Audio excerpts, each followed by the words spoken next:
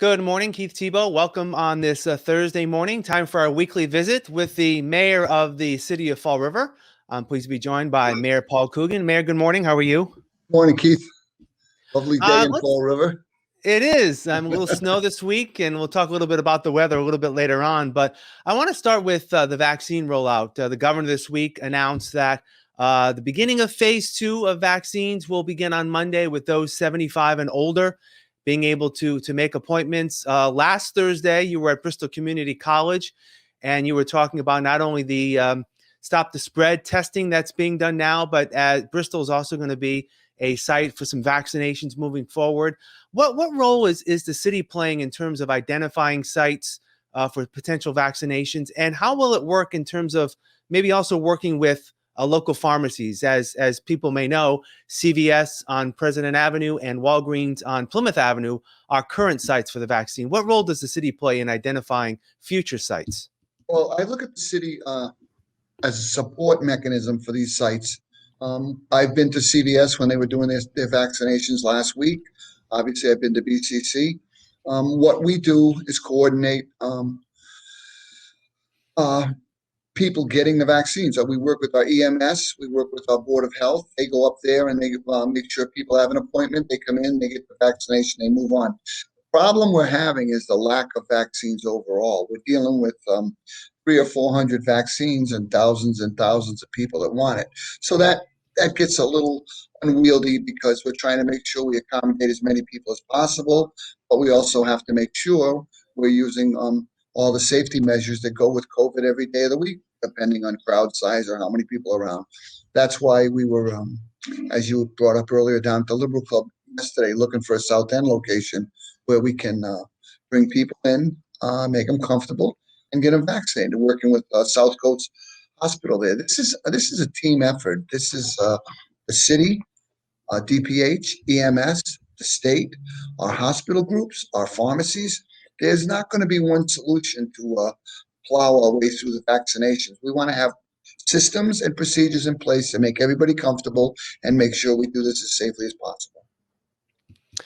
Now, as we move forward, again, we talked about how those 75 and older can start to get in line, if you will, and make an appointment to get vaccinated. Is the city playing any role? Like if there's a senior who may not have internet access, because right now a lot of people are being asked to register online. Is there an opportunity that the city has for people who may not may just have phone access to get an appointment?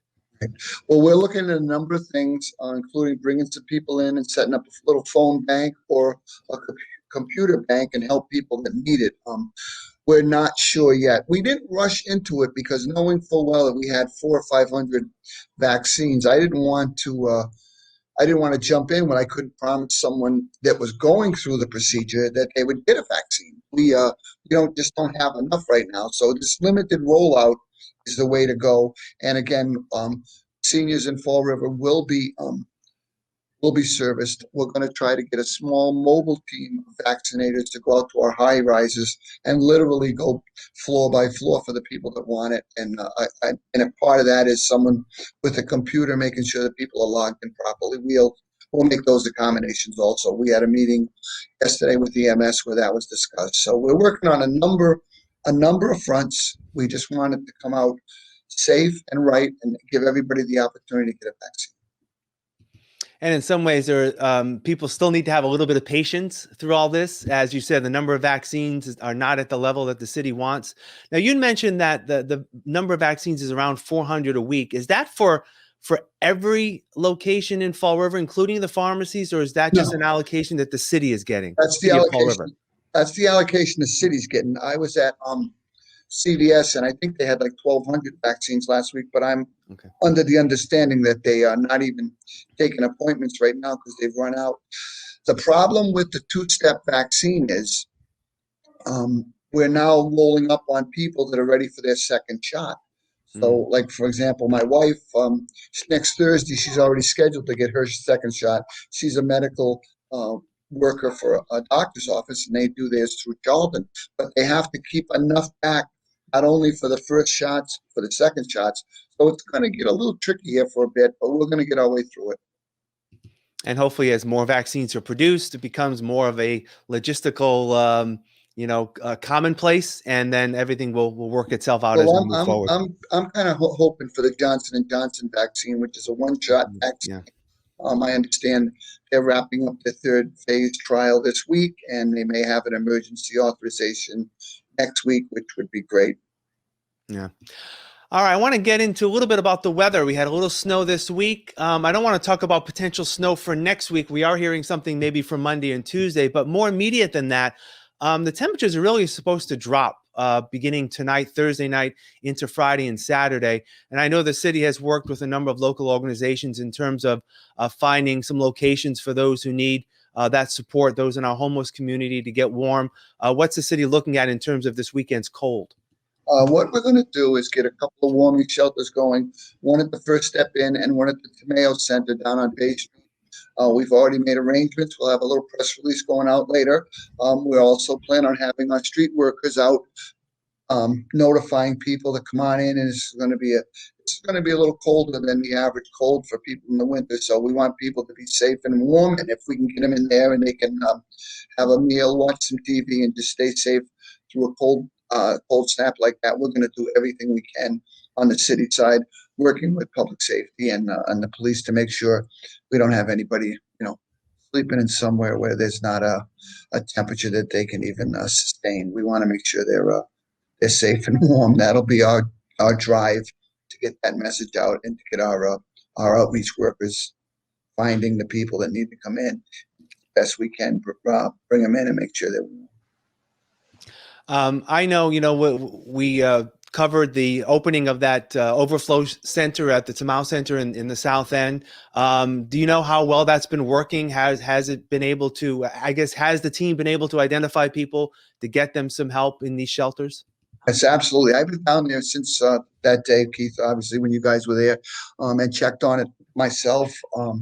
They got a great little setup going there. They have a woman's side and a men's side, and they have showers, and they have washing machines so people can get their clothes done, and they have obviously a kitchen going around the clock, and a lot of great volunteers that go down there and pitch in. And it's working very, very well. I think the First Step In set the bar very high when they opened up a few years ago to accommodate people. But especially in the winter, we want people to get inside and take advantage of getting a good night's rest somewhere warm. All right, I want to talk a little bit about some other city issues. Governor Baker this week delivered his State of the Commonwealth address on Tuesday, and then yesterday he unveiled his fiscal 2022 budget.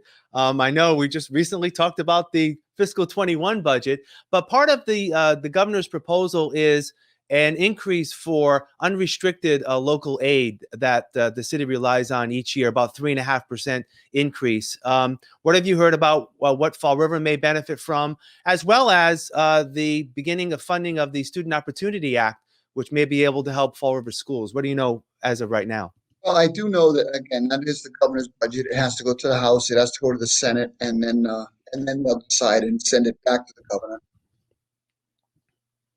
If we get an increase, it's going to go a long way to making sure that River's fiscally sound. We have a number of areas we can spend money to make the city a better place to live.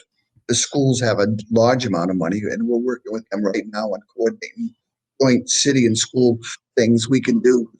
Use that money to try to take a burden off our taxpayers, make the city better, and improve our school. We're looking for extra money where we can get it. But at least that's good news, at least as it's starting. And I know, the legislature has been good partners as well to make sure that the city gets its fair share. Lastly, you had initiated a essay contest to celebrate the life and the birthday of Dr. Martin Luther King. And I believe that ends this weekend. How has the city fared in terms of getting both essays and posters as part of the contest with our youth and students within the city? Well, it's funny because I was at St. Michael's the other day, and they had a whole stack of posters that they hadn't submitted yet. So we hope to get them in. We're getting a good broad swath of applications and essays and posters across the city. The diversity committee will read them and decide which way to go, and then we'll award the prizes. Obviously, there's still plenty of time to get in an essay or a poster. We'd love to see it. We think it's very important that we accentuate differences that are across the city of Fall River and let people know a little bit of the history of a gentleman that really worked extremely hard to develop equitable programs across the country, eliminate some of these racist policies throughout the South, and make the country a better place to live. And if we can focus on that, we're going to be fine. And again, it makes people think a little bit when they're writing it. So let's see what we get. I'm sure we'll be announcing the winners, and everybody can see who came in first, second, third in the divisions. And the deadline, I believe, is Sunday, the 31st. So Correct, if schools haven't done that, as you said, if you've seen some in schools, they probably just hasn't sent them in yet. So that's good They'll news. get them in. I hope they get them in. Oh, absolutely. Absolutely. All right, Mayor Coogan. I got yours in, Keith. Thanks. I'm a little above the age of eligibility, but well, yours was fine. a poster. Yours was a poster, so I said he's really trying to win this one for the money. And I did my best to stay within the lines. And Keith, and so your viewers understand, it is $100 gift card at Amazon for first place. So I mean, it's something substantial, and we want people to go out and get something that makes them happy. Absolutely. All right, Mayor. As always, thank you. We'll talk next week. Take care. Thanks, Keith. I'll see you later. Thank you. All right. And thank you for joining us here at FRC Media. Have a great day.